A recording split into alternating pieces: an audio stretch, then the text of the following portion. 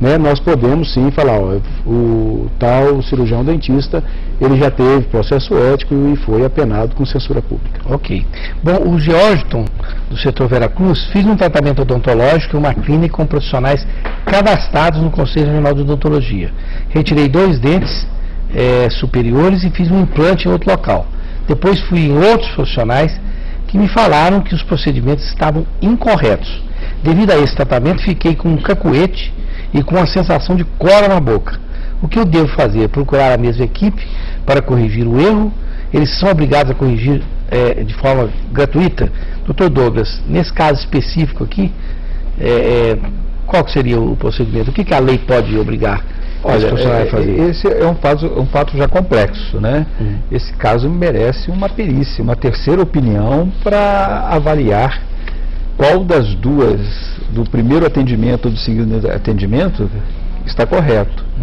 Ele tem que passar por um terceiro, talvez pedindo até ajuda ao conselho para indicação de um perito do conselho, um dentista do conselho, para informar, né? Se realmente o que houve. Aí, com posse dessa informação, é possível até a recuperação de forma gratuita. É interessante que bons médicos e pessoas, bons profissionais, eu não sei se isso está escrito em algum código de ética, mas eu tenho observado isso.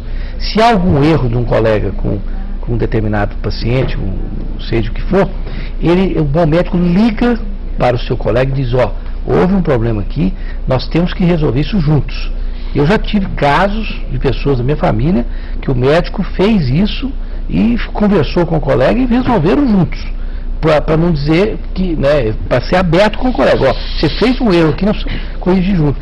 Me parece uma coisa sensata fazer. Mas eticamente esse deve ser o comportamento do profissional.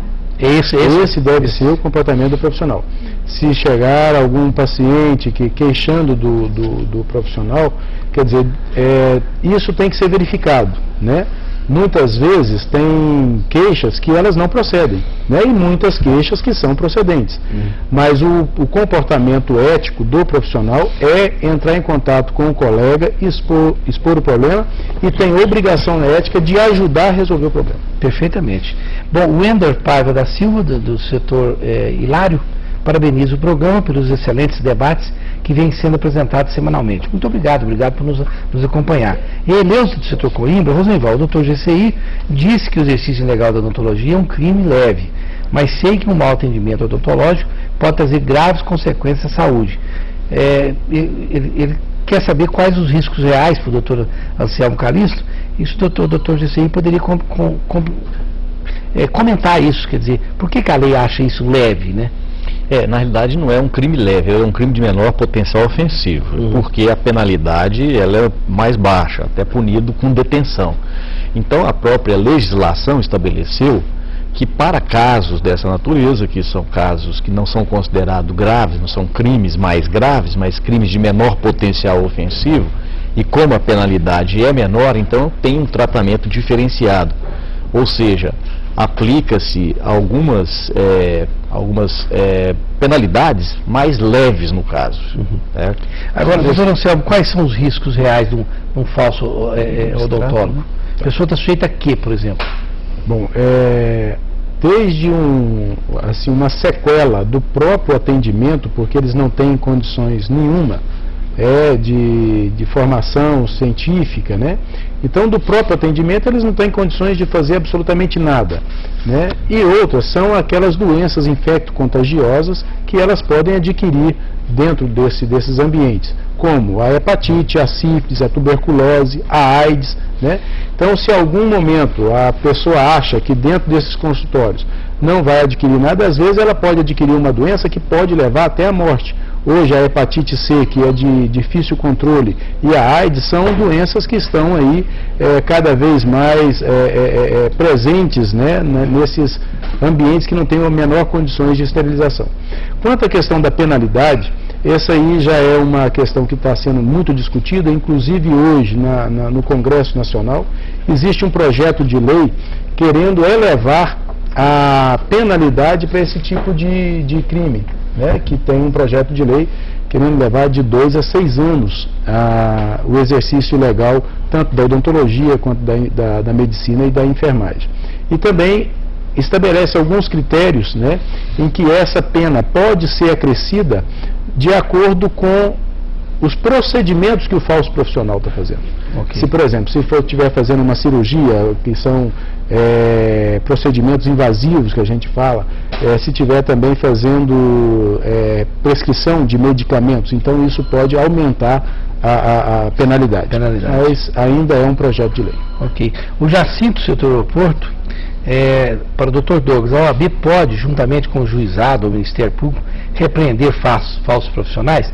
Mas antes que o senhor responda, eu quero observar uma coisa interessante, e isso para mim é bom para a OAB, de um lado, mas provoca uma série de dúvidas pelo outro. A população tem a impressão, porque a OAB é uma entidade tão forte, que a OAB pode resolver uma série de coisas. Esses dias eu estava vendo uma pesquisa sobre diversas coisas num desses canais, e o sujeito falou, e esse trânsito, o que o senhor acha? Ele falou assim, também ninguém faz nada, a OAB não faz nada. Então, o sujeito acha que até o trânsito a OAB tem que resolver. Então tem gente que pensa que a OAB é assim uma espécie de uma entidade guarda, né? que guarda tem o poder de fazer uma série de coisas que na verdade nós sabemos que não tem, né? Muito embora a OAB ela possa dar o seu sinal de que a OAB entende que a sociedade precisa resolver isso de uma forma ou de outra. Mas no caso aqui, ela pode, juntamente com o juizado ou o Ministério Público, repreender falsos profissionais, não? Olha, no âmbito da nossa entidade, nós temos um Tribunal de Ética e Disciplina também, que os profissionais ruins são severamente punidos. Obviamente, naquele mesmo sistema do Dr. Calixto, desde a advertência até a exclusão. E acontece, via de regra, todo mês algumas exclusões. Entretanto, o falso profissional é matéria de polícia. O que nós fazemos pegamos a notícia, fazemos uma apuração prévia e remetemos à autoridade policial. Porque evidentemente se o cidadão é falso, ele não tem nada a ver com a sua identidade, ele é falso. Né? O odontólogo falso não tem, é polícia. É polícia, é caso de polícia. Né? Aqui a Samara do setor oeste, para o Dr. GCI, se o senhor pensa em alguma ideia para diminuir os falsos profissionais na área de saúde, como dentistas, fisioterapeutas e médicos, o senhor como juiz enxerga alguma coisa que poderia ser mais eficiente do que o que a sociedade tem feito, não? Primeiramente uma conscientização, né? A própria população tem que estar consciente de que ela está correndo o risco se procurar o falso profissional. Essa conscientização tem que ter, então é até matéria de educação. E também uma fiscalização mais rigorosa e enérgica, porque o que nós temos que entender que a certeza da punição, muitas vezes não adianta somente ter uma penalidade lá no papel, mas se não houver uma certeza de uma punição. Então, somadas todas essas circunstâncias, eu creio que pode haver uma melhoria. Aqui o Valdemir, do setor dos Afonsos, está mandando um abraço para o Dr. GCI e o Dr. Douglas, que foram seus colegas de pós-graduação. Ele sugere ainda que o Rosenwald, que eu troque as cadeiras, que aparentemente estão muito desconfortáveis para uma mesa redonda. E quanto aos falsos... Bom, eu vou dar um tempo aqui, eu troquei aqui a mesa redonda por umas cadeiras, porque o pessoal falava, poxa, parece tão desconfortável essa mesa redonda, então precisava ficar mais leve o programa. A gente muda depois do cenário. E diz que quanto aos falsos juízes, o que nós comentamos aqui anteriormente, falei que não tinha, ele está lembrando aqui para comentar sobre as aberrações que há nos juízes classistas.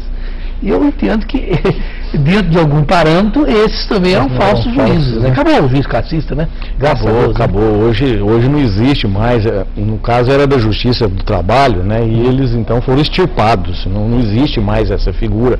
Mas existia e tinha base legal até então. Porque realmente ele está lembrando bem.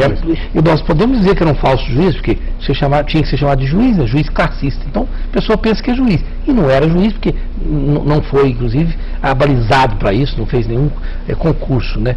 A Amélia Barbosa, do Jardim América, para o doutor Anselmo. Como se sabe se o número do CRO do odontólogo é verdadeiro? Boa pergunta, está lá na placa CRO 246, né? Qualquer coisa. Aí a pessoa, para saber, tem que ligar lá, né? Outro problema que o Conselho Regional de Odontologia tem enfrentado, porque na realidade esses falsos profissionais, além do exercício